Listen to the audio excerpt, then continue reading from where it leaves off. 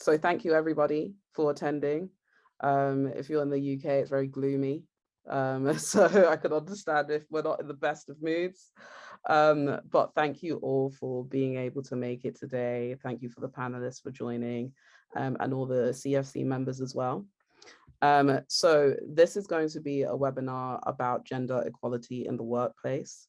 Common Futures Conversations is a flagship Chatham House project of which I'm part of.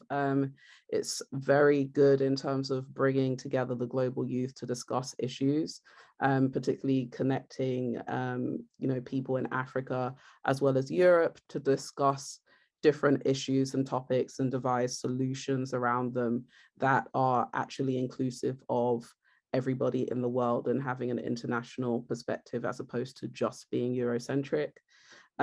So I just want to welcome everybody here. I'll go into the biographies of our fantastic panelists. So I'd say, okay, we do have Liz here. Liz Ward, who's the Director of Programs at Stonewall UK. Liz Ward leads the workplace empowerment and community engagement teams at Stonewall, which create programs, initiatives, and policy briefings. These teams deliver work ranging from Diversity Champions Program and the Workplace Equality Index to world-class workshops, sector-leading sport strategies, and working with grassroots organizations to mobilize and build movements. Before joining Stonewall, she established a contextual, safeguarding approach to serious youth violence, designing programs and initiatives that support communities as opposed to policing them. Liz also launched 8 youth-led campaigns ranging from decolonizing the curriculum to police brutality, housing, and racial justice. Some highlights include Halo, which pushed schools and workplaces to adopt the UK's first anti-racist dress code and is now in 50 schools and 150 workplaces. That's wicked. Well done. And Choke Top, which highlights the devastating effects of air pollution on communities of color. We also have, please tell me, if I'm pronouncing your name wrong, please tell me. Is it Bogolo? Bogolo. Okay. Yeah. Bogolo.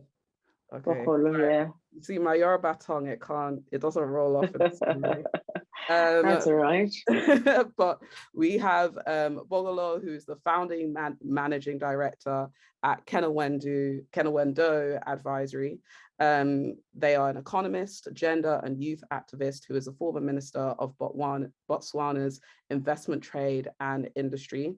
She is a G7 Gender Equality Advisory Council member and was also a member of the UN Secretary General's high-level panel on digital cooperation. She has received awards such as Botswana Changemakers Award in Business and Leadership in 2016, Formidable Woman Award 2016, and has been honoured through the UK Foreign and Commonwealth Office International Leaders Programme in 2016.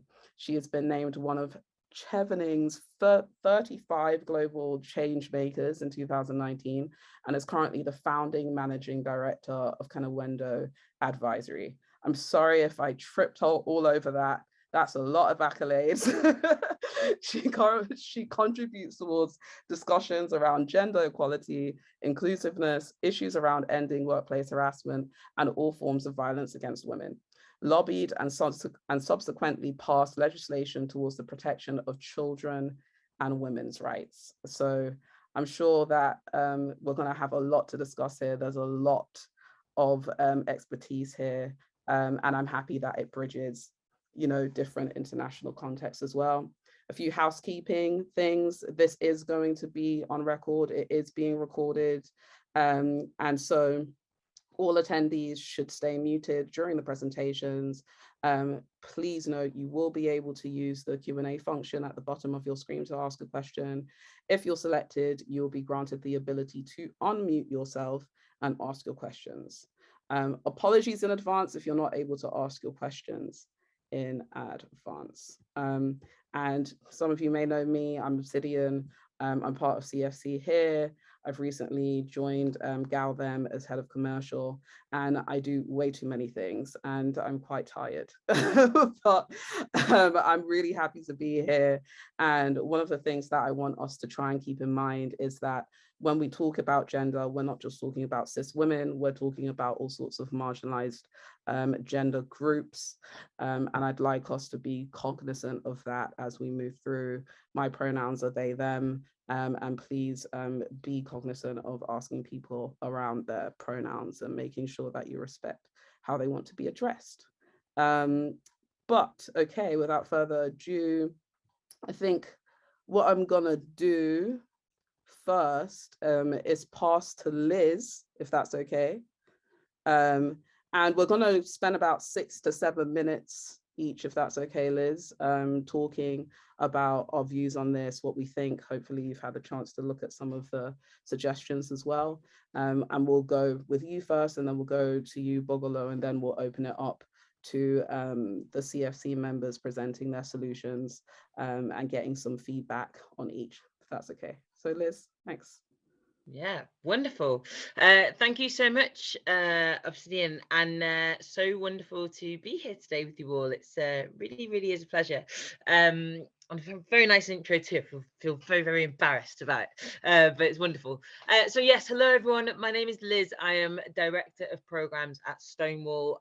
My pronouns are she and her, and I'm really delighted to be here today to share just a little insight in how we support organisations to bring around gender equality, whilst also reflecting on what we do ourselves as an organisation, and as a big employer in the charity sector of LGBTQ plus people. I would argue and say that we are probably the biggest employer of LGBTQ plus people in the charity sector anyway, which is wonderful, and it's really great to be a part of that. When I say that I am Director of Programs, that means that my remit covers all of our external output pretty much. So all the work that we do with workplaces, all the work that we do in terms of training and development, our community work, and also our sport work as well. But who is Stonewall? Some of you will know us incredibly well. Some of you may have never heard of us before, but Stonewall is Europe's biggest LGBT human rights organisation, and we have been around for about 30 years, just over 30 years actually. We don't apologise for that. We were set up in 1989 to roll back the tide of homophobia that was impacting our community here in the UK at that time. Now, some of us will viscerally remember Section 28. Some of us will have never heard of it before. If you are in that latter category, Section 28 was a piece of legislation that forbid any kind of public service or any kind of public office discussing LGBT identities. So that's everything from your local authority, your local council, all the way to your school. I myself went to school under Section 28. My mum was a teacher, so went to taught under Section 28. And some of us will really remember the impacts of that, and the impacts of that still are with us today. Some of us may have missed it completely, entirely, which is fantastic, and that is down to the campaigning and the lobbying that Stonewall led back in the early 90s. So our roots began in campaigning, but our mission is now far broader and far wider. I mentioned that my remit covers workplaces, and we work with over 900 workplaces via our Diversity Champions program, which you may have heard of. And those industries cover so many sectors, from legal to civil society to commercial, private, public sector, all around the world. And we also work with 400 workplaces and businesses via the Workplace Equality Index, which is a benchmarking tool for those organizations to assess just how they are becoming more inclusive and being better at being inclusive employers in the world, which is needed because inclusivity really makes business sense. I'm sure you've heard that before. Now, when people are able to thrive as themselves, so not just survive, not just exist, not just be there, but truly thrive, that is when our workplaces benefit. When it comes to gender equality, that is no different. Now, many of us will be very well versed, I would imagine, in the gender pay gap. We'll understand what that means. We'll understand at what point in the year people that identify as women that no longer are paid the same as men, in that very binary notion. But when you begin to take an intersectional approach and you consider the layered oppressions felt by Black and brown communities and by the LGBTQ plus community, things start to get really bleak. So let's take workplaces. Almost 2 in 5 bi people aren't out to anyone at work about their sexual orientation. If we narrow that down to bi men, that figure almost doubles. Almost a third of non-binary people and 1 in 5 trans people don't feel able to wear the work attire that represents their gender expression, and so thus feeling closeted and invisibilized. And 1 in 8 trans people and 1 in 10 Black, Asian and minority ethnic trans people have been physically attacked by customers or colleagues for being trans. Now, we know the pandemic has made existing inequalities worse, and that mental health and safety at home are particular risks for our community at the moment. So before we even talk about the pay gap, there is a sheer cliff edge of experiences that result in the discrimination of members of our community. Now, the most chilling thing for me about all of this is that actually the data hardly exists. The most recent data that we've got, which is around 4,000 people in a YouGov poll based in the UK from a couple of years ago, puts LGBT people at a 16% disadvantage in pay. Yet when coupled with the discrimination that we already know that we face, that we already talked about, we don't even know if our activities are being recorded. We don't know the full extent of what that gender pay gap really looks like. And so my question is really simple. Do we think LGBTQ plus people can thrive when our workplaces may in their very DNA be lacking inclusivity? Can we meaningfully close the gender pay gap, the BME pay gap, and challenge transphobia if we do not begin to think holistically about the workplaces that we are in? We know that most sectors favour this archetype of a cis white man, but what we find is that businesses that welcome inclusivity, that champion diversity, their outputs become stronger, better, and more impactful. Now, as an organisation with an 83% LGBT workforce, over half identify as women, less than a quarter identify as men, and a vast number of trans and non-binary staff within that, we do know a thing about diversity, but in truth, we are representative of our beneficiaries. And as a charity, we are more likely to boast a diverse workforce over others. But we are also radically inclusive. We talk about pronouns and gender at every opportunity, and we try to remove as many barriers as possible for individuals to succeed.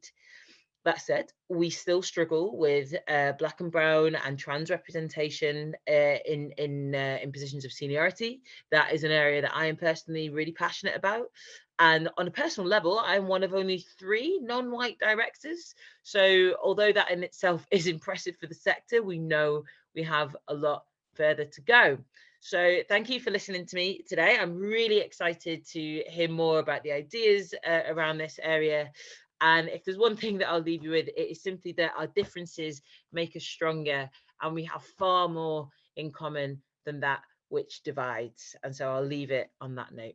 I have to say it now. They don't know that you're a poet, Liz. So the fact that you left it on that note was perfect. I knew it was going to be left with a perfect note. Okay, thank you so much, Liz. I really appreciate that, and I appreciate you bringing the LGBT perspective and also definitely highlighting race and how that intersects. Thank you so much. And now I'll invite Bogolo. And if I pronounce that wrong again, please forgive me. Please take it up with my ancestors. I feel like I'm gonna keep on the accent. I'm not gonna get it right. It's okay. Thank you. It's okay. But I'll pass it on to you. If you could keep it to around 7 minutes or so. Thank you. That's fine. Thank you. I'll even make it shorter. So my name is Bogolo Kenewendo, and I'm from Botswana, as introduced. And I had a little bit of trouble really focusing on a particular matter, because I think issues of gender that I am interested in are very wide ranging. One is on economic participation and having economic agency. It's so important to me because I believe that is really where the true empowerment lies, when someone is able to control the economics in personal level, household level, and going further to national level. And then there's also an issue of women's safety and protection and their right to safety, because many times we forget that the right to safety and to peace and to living in an environment where you feel protected is actually quite mentioned in many of our constitutions, and it certainly is a right for women and for all. So these are two issues that I particularly like to focus on, and these are some that have really been brought forward by the pandemic. The pandemic has once again just lifted the carpet and showed us the cracks that exist in our societies of how women are disproportionately affected, disproportionately vulnerable to in issues of the economy and in issues of their safety. And I say this in particular because we have looked at many studies and have looked at figures across the 2 years, 2020 and 2021. And it just goes to show that more women have been left out of the workplace or have had to leave the labor force as a result of demands at home. And we are seeing something that is quite unprecedented, or of women really just dropping out, and we are losing the momentum that we had gained of women's participation in the economy. And this, as a result, is affecting the way that families relate to each other, and how families are producing and really maintaining sustainability for their livelihoods. And this is a source of concern. We have done many reports here on how we can really ensure that we continue to have record-breaking numbers of women participation in the economy. Again, you know, my area is really women, so you'll have to bear with me. Obsidian, yes. Because this is really where I focus on. And I just want to start off by highlighting that why this is important on economic participation, as we've seen a long trend of history trying to erase women and women's participation in nation building and in development. And so this trend that we are seeing of women being falling out of the labor force and really being drawn more into the economy is worrisome, because it means we are going to see less women participating in areas of STEM, less women participating in areas of political leadership, and more broadly leadership as we go forward. And this has been widely reflected even in the Reykjavik index that I want to quote here, that shows that in 2020 and 2021, the perception of women in leadership has also gone down, in particular relation to countries of the G7 and G20. So this just shows that as representation goes down, the perception also goes down, and this creates a less receptive environment for women to participate in leadership positions. But we all know why it's important that we continue to see more women in the economy, more women in leadership positions. And in particular, we know that the diversity of thought is important in decision making. The diversity of thought is important in generating different results, because they bring broader perspectives on crises. They pave a way of deployment, of skills and leadership.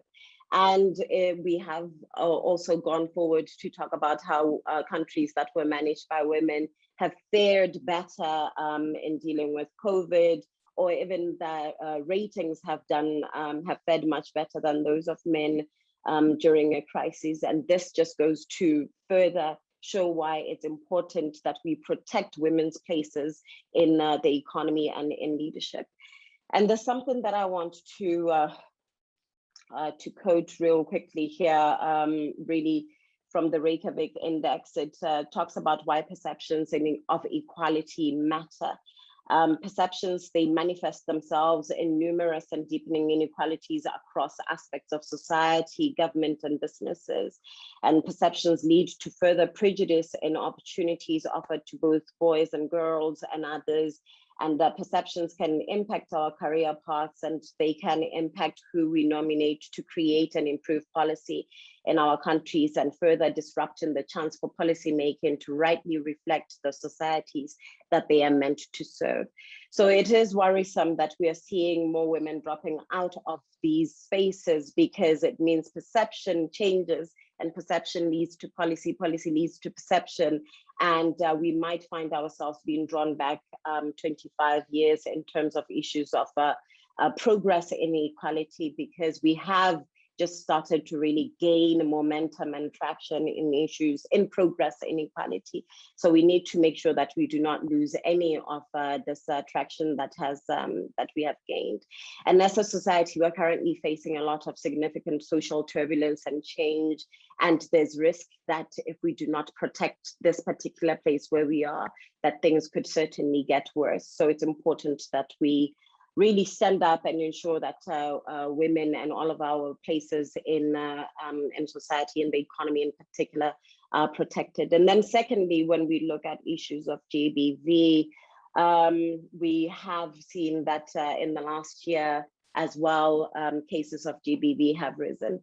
When I was a member of parliament, I looked in particular to the protection of children's rights and protecting children against violence, and were the laws that we passed were as a response to all of the violence that was happening. Just to give you examples, we've had 10-year-olds given birth in the last year.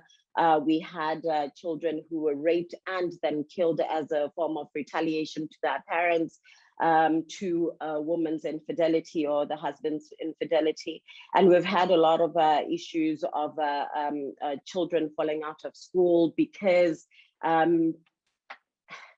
as it has been argued, because of idle hands of parents who've lost their jobs during COVID. And I think it's important that as we reflect on how we're building better, or how we're building forward, that we really reflect on how we can create a more holistic approach, one that is self-reflective as leaders, of how we can really guarantee and ensure safety and empowerment for both women and children. So as I close, really, in seeking solutions here, my one question is, do you believe that perception feeds policy, and that women and men are equally suitable to lead? And given the perception that, and the index that I just talked about that shows perception, that younger men in the G7 and G20 countries do not actually believe that women and men can lead equally. And the perception of women's place in leadership has also gone down. What can we do to adequately address this challenge? And how can we ensure that we do not lose this traction? And how can we ensure that we do not lose any of the benefits that we have accrued in the last 25 years? Thank you. Thank you so much. Thank you for that. And just to conclude, yes, absolutely. I think it's very important that we think about the positioning or the participation of people from marginalized groups in the workforce, in the economy. And of course, being cognizant of the fact that gender looks different in different places around the world, and how that works socially is very different. Even I wrote a piece on it as in the Africa report about how in Nigeria, for example, you have loads of representation of women on boards and in senior positions, but socially how they're treated is very different. And so understanding the cultural nuances is very important. So thank you for that. And thank you for that question. I would like us all to keep that in mind as we go through. So, Pearl, Are we ready? I can see here that your title is Let Us Encourage More Women to Pursue Science Careers. And if you could just spend around 3 minutes just summarizing what your solution is, what your idea is, and why. Okay, thank you, everyone. And so basically, women are in the minority when it comes to the world of science, and women as researchers represent only about 30%. They publish much less compared to their male counterparts. And the role of science has become even more important now in the light of the current pandemic that we are facing. And we need a lot more people to be in the STEM fields to be able to brainstorm and come up with solutions that will help to prevent these infectious diseases that we are facing. So I'm coming to talk briefly about 3 strategies that are capable of helping to curb the STEM gap. And the first one is to make more women visible. I personally believe that mentors have a role to play in encouraging more women to pursue science as a career. Do this by telling the stories, documentaries, or conversations with people that will be recorded and shared so that people will learn from what people, especially women, have gone through and achieved through blog articles and even through other programs that would make more women visible. Now, the challenge here is that there's sometimes minimal funding and people do not get the needed funding to be able to execute these solutions. The second solution is to make science more flexible so that women at the higher level, because sometimes at the PhD level and having to balance work, family, lab work, and research, it becomes quite laborious, and then a lot of people drop off in the pursuit of science. The third thing is to enhance the digital skills of women and support young minds in their pursuit of STEM and its related businesses and startups. So to my panelists, I'd like to know your thoughts about these solutions and also thinking through what can we do to reduce the level of people, especially women, dropping out of the pursuit of science as a career?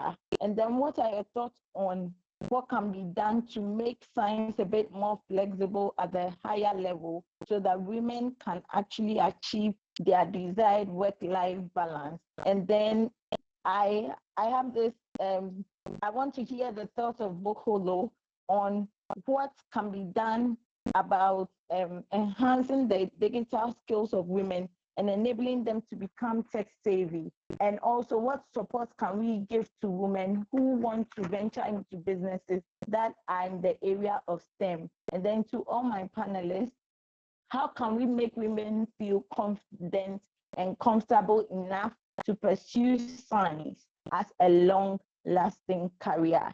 Thank you. Hey, Paul, it wasn't very great, the connection, so I didn't catch everything that you said. But if you could go through the questions specifically for me so that we can make sure that we're on the same page with what you want the panelists to answer. Oh, so I would like the panelists to talk about what do they think can be done to reduce the level of women dropping out of the pursuit of science as a career. And I have a specific question to Bogolo on what are her thoughts on enhancing the digital skill sets of women and enabling them to become tech savvy, as well as what support can we give to young women who want to pursue startups in the area of STEM. And then to all my panelists, how confident and comfortable enough to pursue science as a long-lasting career. Thank you. Thank you. Okay, so I think what we'll do is we'll go to Bogolo first. And that question was, what do we do about enhancing skill sets for women, cis women and beyond, I guess, and what support can we give them? All right. Well, there are several levels to this. At a government level is to ensure that there's a deliberate programming for women businesses. And if I give an example, when we were working on diversifying the export base for Botswana and wanted to target in particular women, we did an export-led, a women export-led program that would touch across the entire country to ensure that we are targeting not only urban women, but rural women who were, again, disproportionately left out of the economy quite generally. So there's that policy level being very deliberate about that, including it in national budgeting and ensuring that ICT program and digital inclusion programs target women. Many countries have what we call a universal access fund. And the recommendation would be that the universal access fund have a very specific indicator that looks at gender and gender inclusivity. And then if we look a little bit at some of the work that we were doing with the G7 GAC, it would be how do we influence ODA, so overseas development assistance, to ensure that it targets women. And to specifically have programs or really have an indicator for ODA that targets gender inclusivity. Countries like Australia would indicate that 30% or 70% of that ODA should go towards gender sensitive programming. And that is one way that we also advise that countries at that level deal with issues of digital inclusion and economic participation. So that's what we were in particular looking at, and I would give that as a recommendation for ICT. But the challenge for most developing countries here, for women in developing countries, is that there is no infrastructure. So we can't really talk about focusing at a small level of gender inclusivity when there is no infrastructure. So we have to start off by identifying that 4%, that 4% of multilateral financing only is dedicated to ICT. So if we want to deal with the digital divide in total, we have to ensure that there is more money that is dedicated to digital infrastructure, and one that will ensure that targets vulnerable groups that have been previously disadvantaged in the economy. Thank you. Just because of time, could we just, I'll pass it to you, Liz, to take this question, if you don't mind. So how do we get more people from, I'm going to assume cis women in this case, if that's what we're referring to, but also just women more generally. How do we get them to pursue long-term careers in STEM, and how do we try and make sure that we reduce the loss of participation of them in STEM careers? Yeah, it's a great question, and funnily enough, one that is quite close to my heart as someone who I studied zoology at university and was very much on that pathway of wanting to be a researcher and wanting to stay within STEM, and didn't, mainly because I moved into the charity sector and wanted to work with people in the end.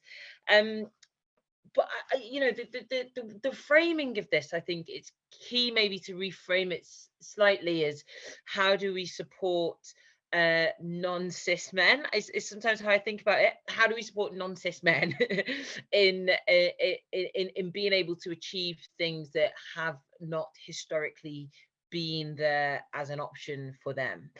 And it's the points that we've just been making. We need the infrastructure in there. We need to remove the barriers that are set up, because as I mentioned earlier, if our institutions and our organizations in their very DNA are only set up to favor a certain kind of person who looks a certain kind of way, then it will be impossible to break through. And the only people who do break through will be the people that we lift up on a pedestal and say, this is the person that made it, so therefore we don't need to change the system because this person made it. And actually, the people that do break through then somewhat become a bit of a distraction, which I think can be really difficult. And I kind of put myself in that category as being quite young and have quite a senior position in the charity sector here, in that there are systemic barriers that stop people from progressing. And I think until we start to interrogate those systemic barriers, rather than just, you know, keep lifting up the people that already do it, then we're not really going to see the change that we want to see. So I guess in short, my answer is that we have to look at infrastructure. We have to look at our ongoing jobs for young graduates, and we have to look at who's on the hiring panels, because we know there is a problem of people hiring like for like, and if the archetype is that cis white man, then that is all we're going to see. So that's my answer. Thank you. Just conscious of time, Katerina, you think what's important, or your idea headline is highlighting underrepresented experts. Please, if you could keep it like succinct, then it gives more time for the Q&A at the end. Thank you. Thank you. And also thank you for the opportunity to share my idea. I'm from the Czech Republic. I work also in the charity sector.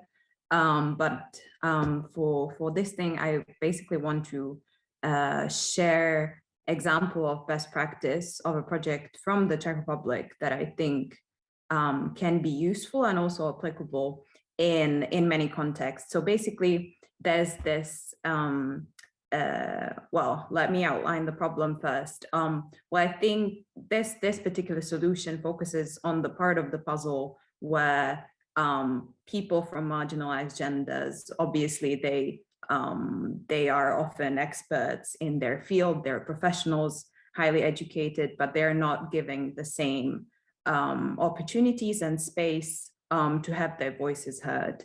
And there is this platform in the Czech Republic, which was started by a think tank, but I think it could be really started as a bottom-up initiative or through another actor as well. That is basically bringing together, well, in the Czech Republic, it is framed mostly as women, but they are trying to be quite inclusive of LGBT people and also people of different ethnicities. So there, I mean, Czech is a very gendered language, so the name of the database is quite, you know, female centric, but as an example, it can be used for to promote people of marginalized genders in general. So basically, they gather people with relevant expertise, and these can be people from, you know, policy background, from the academia, from NGOs, journalists, activists,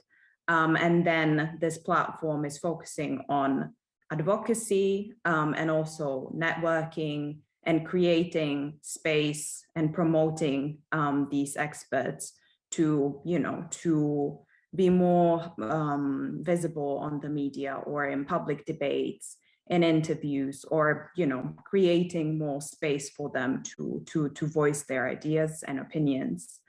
And they're right now also including a mentoring program, which should be built in, so that is sort of to, you know, to use this expertise also to train and mentor young people. So in general, I think this idea is something that can be replicated relatively easily.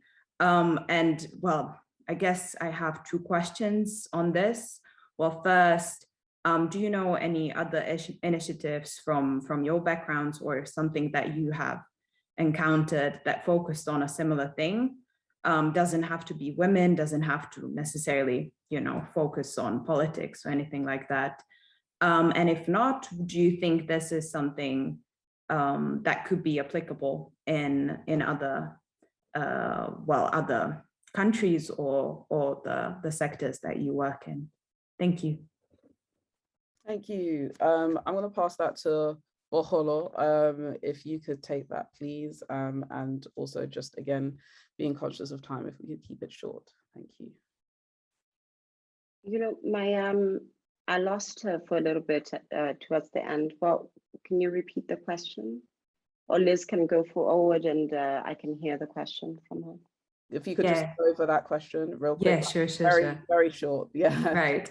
So basically, do you know from your work any similar initiatives that would bring together people that have expertise from marginalized genders and would promote them? And if not, do you think that this is something that could be applicable in the context that you work in? Thank you. Thank you, Katerina. Yes, there are a couple. I mean, in Botswana in particular, there's Legabibo, that would be spelled Legabibo. And they have actually most recently done something quite incredible, challenged government for the right to exist, to live freely, and won a case last year, and then the government challenged it again, and they won the appeal a few weeks ago. So I think they would be such a great organization to be aware of and to potentially partner with, you know, want to see more resources going towards supporting people's right to exist, really. And then there are a few regional organizations. There's the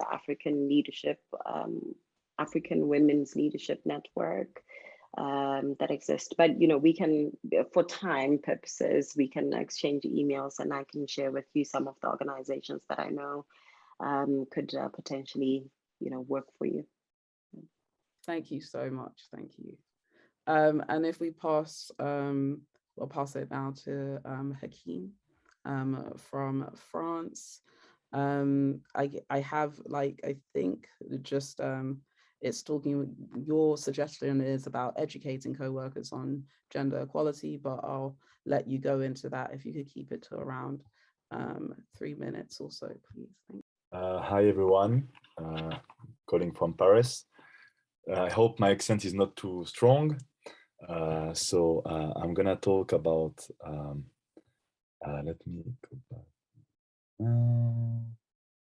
Voilà. So about providing gender equality training. So especially training about unconscious bias.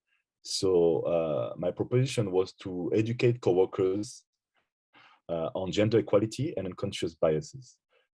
Actually, unconscious bias training programs are designed to raise awareness so people can recognize, examine, and transform kind of their own behavior towards women, people of color, LGBTQ plus people, and other underrepresented groups. I believe it will help coworkers being aware of their own biases and try to avoid them. The approach would imply two phases. First, training the human resources people and the management to be able to train their own teams and to be actor of systemic change inside the company, being public or private. And the second phase will be to train coworkers to create an inclusive workplace at all levels.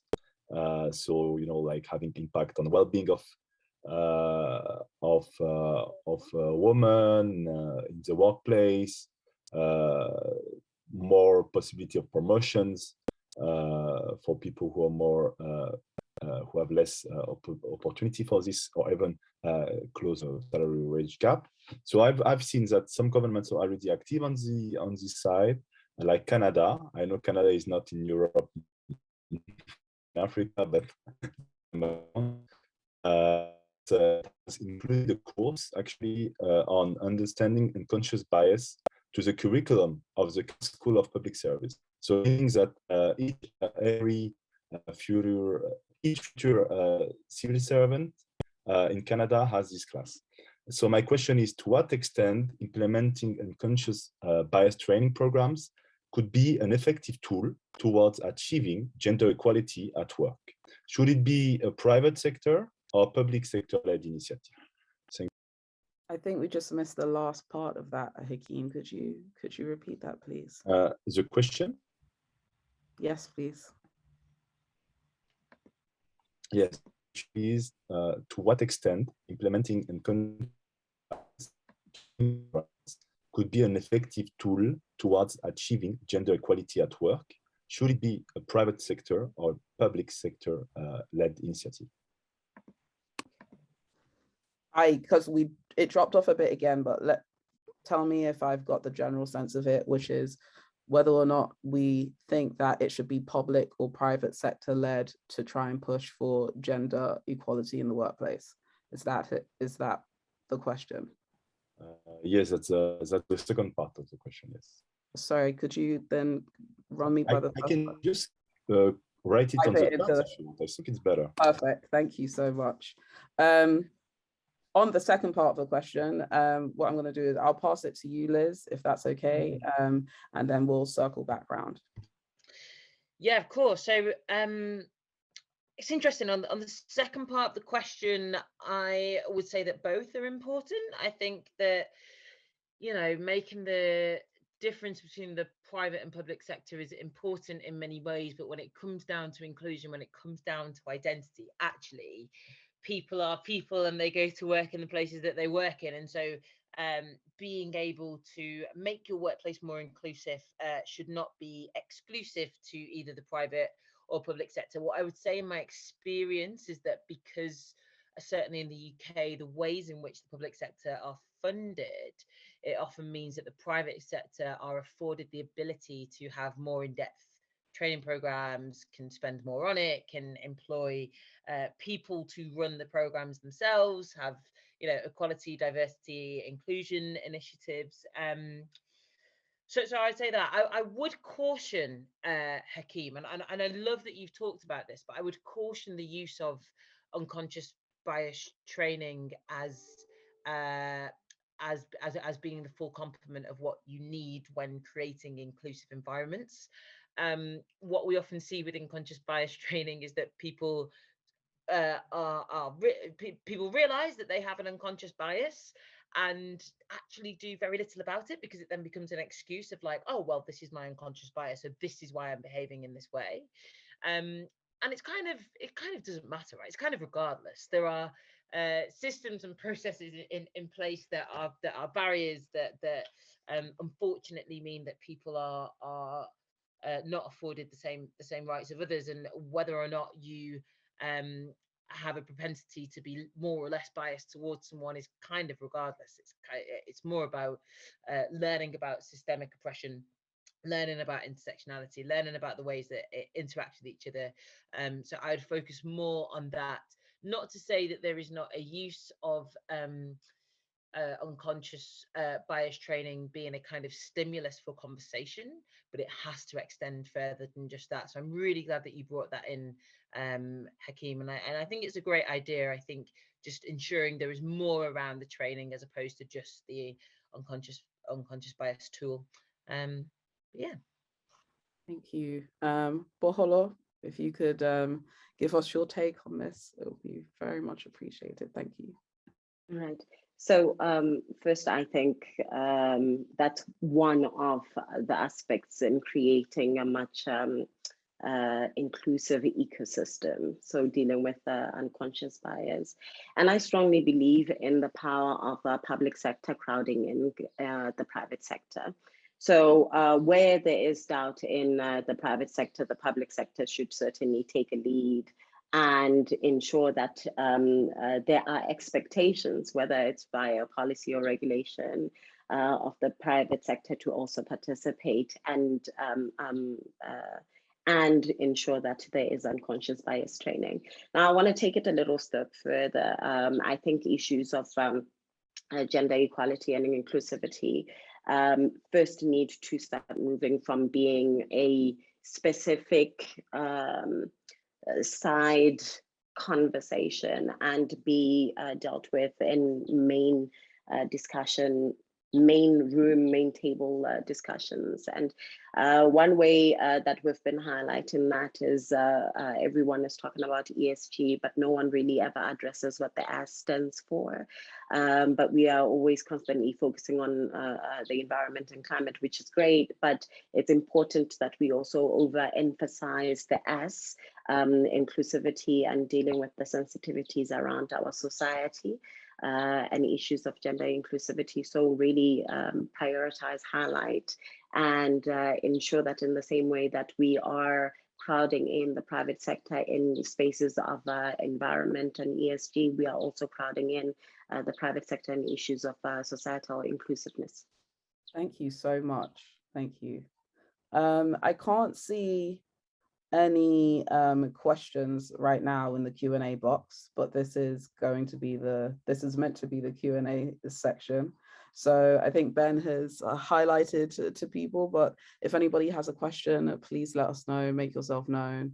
And then I can make sure you get unmuted and we can direct it to the panelists. AP Johnson, please unmute yourself and feel free to ask your question. Been an interesting conversation, a lot to learn. However, I don't know sorry if I'm pronouncing your name not the right way. Parker. I think it's Parker from Ghana or Nigeria, who was talking about IT inclusivity, something like that. Are you talking about Pearl? Yep. Okay, yeah. Okay. If she's still online, I guess she is. I thought we talked about even starting something, an online awareness campaign. I don't know how far she has gone with that. I thought putting out more publicity and showing that what a guy can do, a lady can do better, can help, because I know great friends, many ladies who are in IT doing great things. Some of us, we can't even dare. So I think that would be a lovely campaign, driving ladies that are into ICT, into science, and supporting their initiatives. Thank you. Thank you. Thank you for that, AP. And I think what would be good, actually, because we've got a bit of time. I know we're meant to finish at 5, but we started a bit late.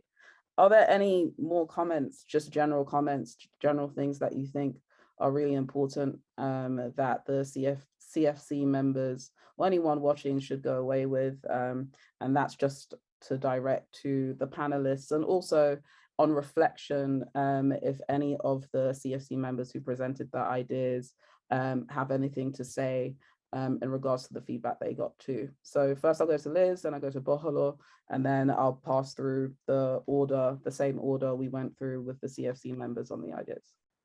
Yeah, cool. The main thing I would say is that, you know, in conversations like this, we can often get hung up on the fact that there is still so much left to do, which is true. But I don't want to obscure the fact that we have come so far, and that's really, really exciting, and it's really, really wonderful. And the advancement of not just women, not just cis women, but trans and non-binary people and people of color, and globally the advancement of people that are not that kind of cis white male European archetype is really wonderful. And so not to lose sight of that as we keep forging to it being even better. And so that's what I'd finish with. For me, as I mentioned, I think during COVID, we've had so many challenges for women, and the economic agency, and also safety and security. I think it's important that whatever it is that is being put in place, especially at national and multilateral level, that there be very clear indicators for gender inclusivity, that there be very clear indicators that are measurable, and that we can have very good M&E on. And we have gone through, I liked what you said earlier, that it makes economic sense, because we have gone through as lobbyists, activists, through many activisms and conferences where we're talking about the need for gender inclusivity. And what we continuously have to show, and I think what an M&E and evidence-based data, having data available would do, is to show that this is not just an emotional issue. Gender inclusivity is it's a developmental issue that can ensure that there's prosperity for all, because after all, that is what we want. We all want to have an opportunity to lead prosperous lives. So data is important. We need to have evidence, and we need to show that this is not just an emotional issue, but it's one for development, and we all should care about it and have it in the main discussion rooms. Thank you so much. I so agree on your point around data as well. And passing on to Pearl, any reflections? Yeah, I think, yes, I like the comments on how to encourage more women to pursue telling about the accomplishments of women in the field, so that younger people can also venture into science as a long-lasting career. And then the other thing is to look at ways that more women can get digital skills so that they can actually become more employable and also become more confident to lead in those areas. So that's my take home for now. Thank you so much. Katerina? Thank you.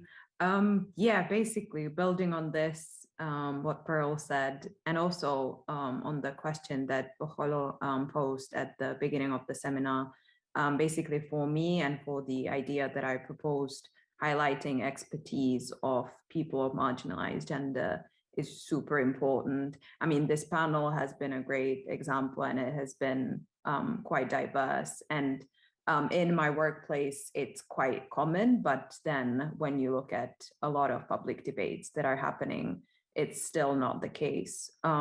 So I believe that this is also a key element of making a very visible change that can then impact young people. Thank you.